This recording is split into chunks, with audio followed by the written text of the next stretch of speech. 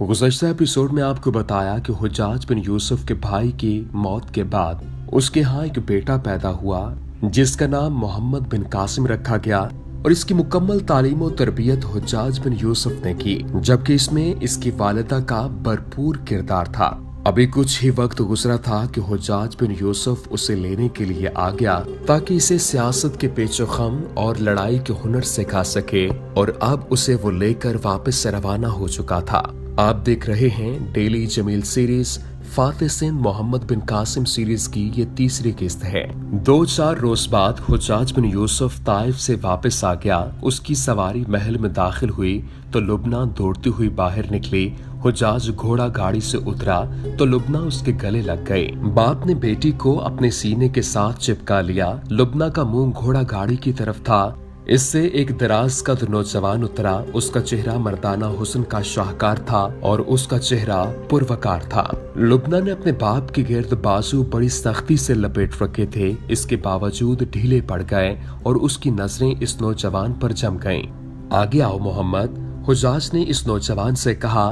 ये हमारी बेटी लुबना है और देखो बेटी, ये तुम्हारा चचा साद है मोहम्मद बिन कासिम। तुमने इसे पहली बार देखा है। ये मेरे भाई की यादगार है, कुछ अरसा हमारे साथ रहेगा। मोहम्मद बिन कासिम अपने चचा हुज्जाज बिन यूसुफ के महल में रहने लगा। लुबना इसे देखती रहती और कभी एक आध बात कर लेती। उसने शर्मो हिजाब का दामन न छोड़ा। एक शाम मोहम्मद बिन कासिम बाग में टहल रहा था। उसे बाग का एक गोशा अच्छा लगा। 2 दरख्त थे जिन पर घनी बेलें चढ़ी हुई थीं। ये फूलदार बेलें थीं। बाहर का मौसम था, फूल खिले हुए थे। बेलों ने छत से बना रखी थी। मोहम्मद बिन कासिम को ये जगह बड़ी अच्छी लगी। वो इसके अंदर जाकर बैठ गया। लुबना ने उसे देख लिया और वो भी टहलती टहलती वहां पहुंच गई। छुपकर क्यों बैठ गए हो मोहम्मद? लुबना ने उसे पूछा। फूलों की ये छत और फूलों की दीवार अच्छी लगी तो बैठ गया, मोहम्मद बिन कासिम ने कहा। मैं भी बैठ जाऊं? लुबना ने पूछा। नहीं, मोहम्मद बिन कासिम ने कहा। क्यों? अच्छा नहीं लगता? मोहम्मद बिन कासिम ने कहा। चचा ने या किसी और ने देख लिया तो ठीक नहीं होगा। मैं तुम्हारे साथ छुपकर नहीं बैठूंगा। छुपकर तो मैं भी नहीं बैठना चाहती, लुबना ने कहा और सोच में पड़ गई। वक्त देखो, मोहम्मद बिन कासिम ने कहा। शाम तारीख हो गई है। ऐसे वक्त नौजवान लड़के और लड़की का तन्हाई में बैठना मुनासिब नहीं। क्या तुम मेरी तरह वैसे ही इधर आ गई हो या मुझे देख कर आई हो? देख तो हर रोज ही लेती हूँ तुम्हें, लुबना ने कहा। अकेले दिल घबरा रहा था। एक बात बताओगे, क्या तुम्हें मैं अच्छी नहीं लगती या मेरा यहाँ आना अच्छा नहीं लगा? तुम्हारा यहाँ आना अच्छा नहीं लगा, मोहम्मद बिन कासिम ने कहा। मैं तुम्हें साफ बात बता देता हूँ कि तुम मुझे अच्छी लगती हो। तुम्हारे दिल में जो है वो मुझे तुम्हारी आंखों में और तुम्हारी मुस्कुराहट में नजर आ रहा है। मेरे दिल में भी शायद यही है। वो उठ खड़ा हुआ और ओट से बाहर आ गया। कहने लगा, आओ मेरे साथ चलो ताकि कोई देख ले तो ये ना कहे कि हम छुप कर बैठे हुए हैं। मोहम्मद, लुबना ने इसके साथ चलते हुए पूछा, तुम अब क्या करोगे? इरादों की तकमील, मोहम्मद बिन कासिम ने कहा। मेरी जो तरबियत हुई है वो मुझे चैन से बैठने नहीं दे रही। क्या तुम सालार बनना चाहते हो? लुबना ने पूछा। मैं कोई रुतबा और कोई ओहदा नहीं चाहता, मोहम्मद बिन कासिम ने कहा। मेरे जहन में मेरी आंखों के सामने एक रास्ता है, उस पर कुछ लोगों के नकूशे पा हैं। रास्ता कोई भी हो, उससे हजारों लाखों लोग गुजरते हैं और जो भी गुजरता है वो अपने नकूशे पा इस रास्ते पर छोड़ जाता है। गुजरने वाले एक दूसरे के कदमों के निशान मिटाते चले जाते हैं, लेकिन कुछ लोग ऐसे हैं जिनके कदमों के निशान मिट ही नहीं सकते। भूले भटके मुसाफिर उन्हीं के नकूशे पा को देखकर मंजिल को पहुंचा करते हैं। मैं भी उन्हीं के नकूशे पा को देख रहा हूँ। कौन है वो? लुबना ने पूछा। खालिद बिन वलीद है, मोहम्मद बिन कासिम ने जवाब दिया। साद बिन अबी वकास हैं, अबू बकर और उमर हैं। ऐसे और भी कुछ नाम हैं। मैं उनकी रिवायात को आगे बढ़ाने का अज़्म लिए हुए हूँ। मैं सल्तनत इस्लामिया की सरहदें और दूर तक ले जाने का इरादा रखे हुए हूँ। सिर्फ सालार बन जाने की ख्वाहिश नहीं, मैं अल्लाह का सिपाही बनना चाहता हूँ। लुबना उसके साथ साथ चल रही थी और वो मोहम्मद बिन कासिम की जात में खो गई थी। मोहम्मद बिन कासिम के बोलने का अंदाज ऐसा नहीं था जैसे वो ख्वाब देख रहा हो। उनके अंदाज में आज़्म था। और लुबना, मैं अपनी माँ के ख्वाब की ताबीर हूँ, मगर ताबीर अभी मुकम्मल नहीं हुई। मुझे वो रोशन सितारा बनना है जो माँ ने ख्वाब में देखा था। वो चलते चलते महल के एक बरामदे में पहुंच गए। मोहम्मद बिन कासिम खामोश हो गया। जाओ लुबना, मोहम्मद बिन कासिम ने कहा, मैं अकेला अंदर जाऊंगा। लुबना उसके आगे खड़ी हो गई और उसका चेहरा अपने दोनों हाथों में थाम लिया। मुझे शायद तेरा ही इंतजार था मोहम्मद, लुबना ने जज्बाती और रोंदी हुई आवाज में कहा। जी चाहता है तेरी हम सफर बन जाऊं, कबूल करोगे? अगर अल्लाह को मंजूर हुआ तो, मोहम्मद बिन कासिम ने कहा और वहां से चल दिया। बाहर के दिन थे। उन दिनों दारुल खुलाफा में मुख्तलिफ खेलों के मुकाबले हुआ करते थे। इन खेलों में शहसवारी, नेजाबाजी, तेगसनी, तीर अंदाजी और कशकी खास तौर पर शामिल थी। खलीफा अब्दुल मलक बिन मरवान के दौर में फौज ज्यादातर जंगो जदल में मसरूफ रही थी। जैसा कि बताया जा चुका है, अब्दुल मलक ने बागियों का खात्मा कर दिया था, इसलिए अब उसके बेटे वलीद बिन अब्दुल मलक के दौर में अमनो अमान था। फौज फारिग थी, इसलिए खलीफा ने फौज में ये सरगर्मी पैदा कर दी थी कि हर साल दारुल खिलाफा में जंगी नौयत के खेलों के मुकाबले होते थे। ये मुकाबले इस कदर सख्त होते थे कि इनमें कोई मर भी जाता तो मारने वाले से बाज पुर्स नहीं होती थी। एक रोज खलीफा का कासिद बसरा में हुजाज बिन यूसुफ के लिए पैगाम लाया कि हुजाज सालाना खेलों में शिरकत के लिए फौरन आए। खेलों के अलावा सल्तनत के कुछ बहस तलब उमूर भी थे। हुजाज बिन यूसुफ खलीफा के इस बुलावे पर बहुत खुश हुआ। खुशी की वजह यह थी कि वो अपने भतीजे मोहम्मद बिन कासिम को खलीफा से मुतारिफ कराना चाहता था। ये तो वो किसी भी वक्त करा सकता था, लेकिन सालाना खेलों के मुकाबलों का मौका अच्छा था। वो मोहम्मद बिन कासिम को मैदान में उतार कर खलीफा को और फौज के सालारों को दिखा सकता था कि उसका भतीजा इसी उम्र में अपने आप में कैसे कैसे जौहर पैदा कर चुका है। मोहम्मद, इसने मोहम्मद बिन कासिम से कहा, मैं नहीं जानता कि तेगसनी, शहसवारी और बगैर हथियार लड़ाई में तुम्हें कितनी कुछ महारत हासिल हुई है। ये मौका अच्छा है, मैं तुम्हें इस मुकाबले में शामिल करूं तो मुझे शर्मसार तो नहीं होना पड़ेगा। हार जीत अल्लाह के इख्तियार में है चचा जान, मोहम्मद बिन कासिम ने कहा। मैं हार नहीं मानूंगा, मैदान में जरूर उतरूंगा। चलने की तैयारी करो, हुजाज ने कहा। मैं भी चलूंगी, लुबना ने कहा। आप मुझे कभी भी मुकाबला दिखाने नहीं ले गए। हुजाज बिन यूसुफ इकलौती बेटी को मायूस नहीं कर सकता था, उसे भी उसने साथ ले लिया। हुजाज बिन यूसुफ मोहम्मद बिन कासिम और लुबना के साथ दारुल खिलाफा पहुंचा। उसने मोहम्मद बिन कासिम को खलीफा के सामने पेश किया और बताया कि ये कौन है। खुदा की कसम इब्ने कासिम, खलीफा ने कहा, तेरे बाप को हमारा खानदान कभी नहीं भूल सकता। उसने हमारी खिलाफत की आबरू पर कुर्बानी दी थी। वो बहादुर था, वफादार था। हम उम्मीद रखेंगे कि तू अपने बाप के नक्शे कदम पर चलेगा। इब्ने यूसुफ, खलीफा ने हुजाज से कहा, अपने भतीजे को किसी के मुकाबले में उतारोगे? इसीलिए तो इसे साथ लाया हूँ अमीर अल मोमिनीन। हुजाज ने कहा, मैं भी देखना चाहता हूँ कि ये किसी काबिल हुआ है या नहीं। अगर हुआ तो हम इसे इसके बाप की जगह दे देंगे, खलीफा ने कहा। हुजाज बिन यूसुफ हाकिम आला था। उसका ओहदा और उसके इख्तियारात आज के गवर्नर से ज्यादा थे। इस ओहदे के मुताबिक खलीफा ने इसे अपने महल में ठहराया। मोहम्मद बिन कासिम को भी महल में ही जगह दी गई और लुबना को पैगामात में भेज दिया गया। इसी महल में खलीफा का छोटा भाई सलेमान बिन अब्दुल मलक रहता था। लुबना को देखकर वो बहुत खुश हुआ। उसने अपनी खादिमा से कहा कि लुबना को बुला लाए। खादिमा ने आकर बताया कि लुबना हुजाज बिन यूसुफ के भतीजे के कमरे में है, वो जहाँ कहीं है उसे ले आओ। सुलेमान ने कहा, उसे कहो सुलेमान तुम्हें याद कर रहा है। खादिमा चली गई और जवाब लाई कि वो अभी नहीं आएगी। कहाँ थी वो? सुलेमान ने पूछा। क्या कर रही थी? हाकिम आला के भतीजे के पास बैठी है, खादिमा ने जवाब दिया। उसके साथ हंस हंस कर बातें कर रही है। हुजाज के भतीजे ने भी कुछ कहा होगा, सुलेमान ने कहा। उसने मुझे कहा था कि फिर इस कमरे में न आना, खादिमा ने कहा। सुलेमान गुस्से से लाल पीला होने लगा।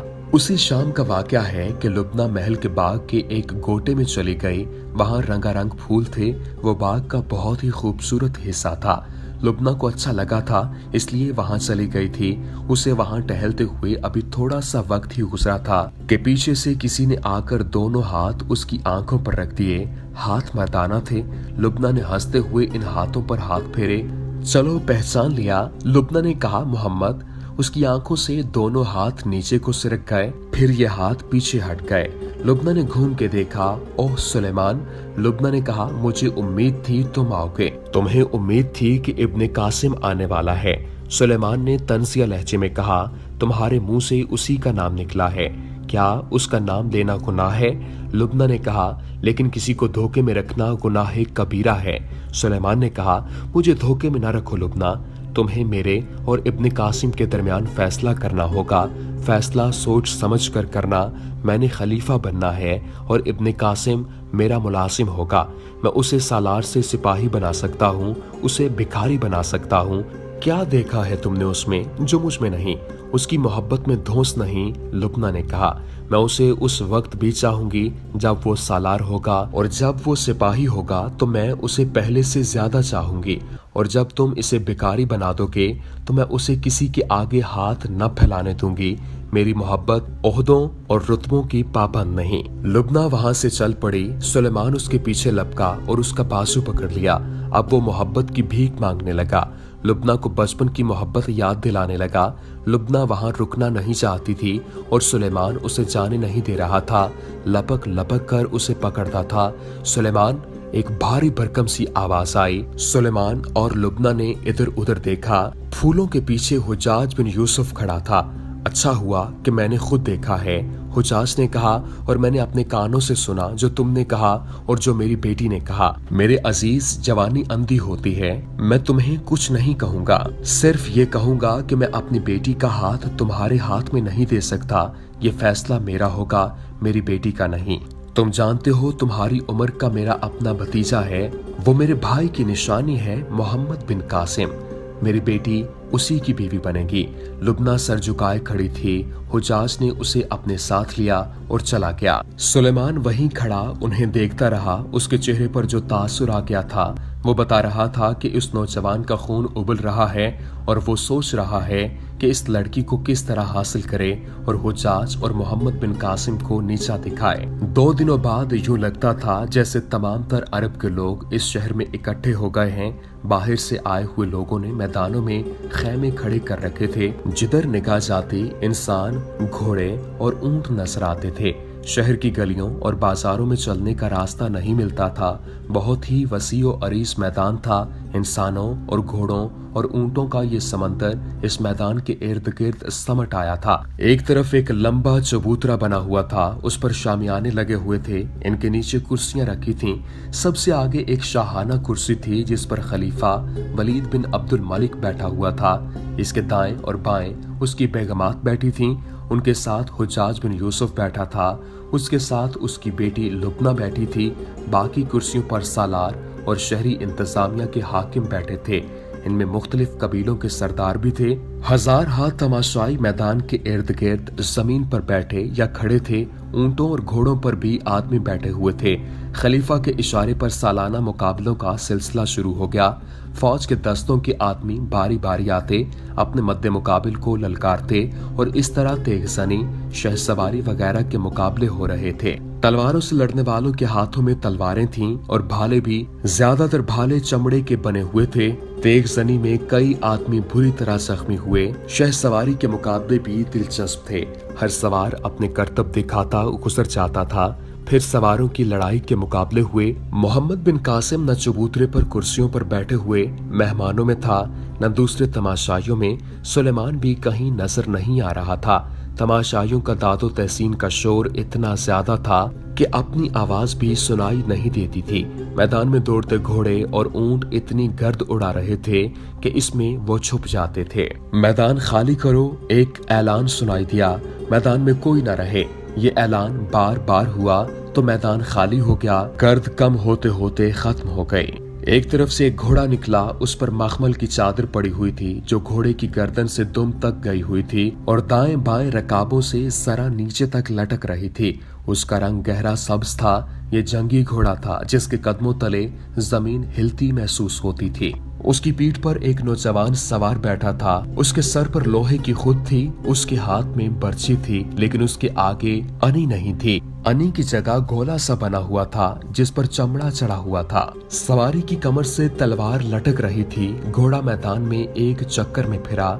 उसका सवार शाही खानदान का लगता था। क्या ताइफ का कोई सवार मेरे मुकाबले में आने की जुर्रत करेगा? सवार ने बुलंद आवाज में ललकार कर कहा।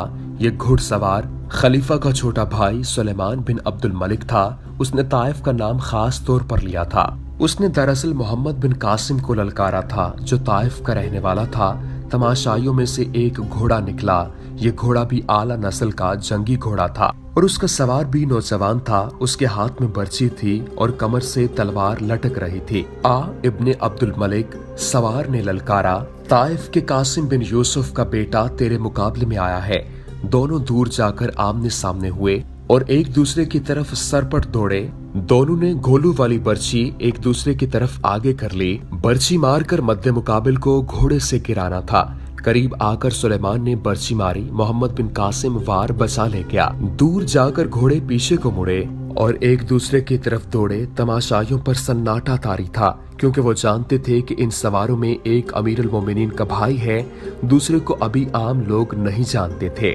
अब मोहम्मद बिन कासिम ने रकाबों में खड़े होकर बर्छी मारी। सुलेमान ने बचने की कोशिश की, लेकिन बर्छी उसके पेट पर लगी और वो घोड़े से गिरने लगा।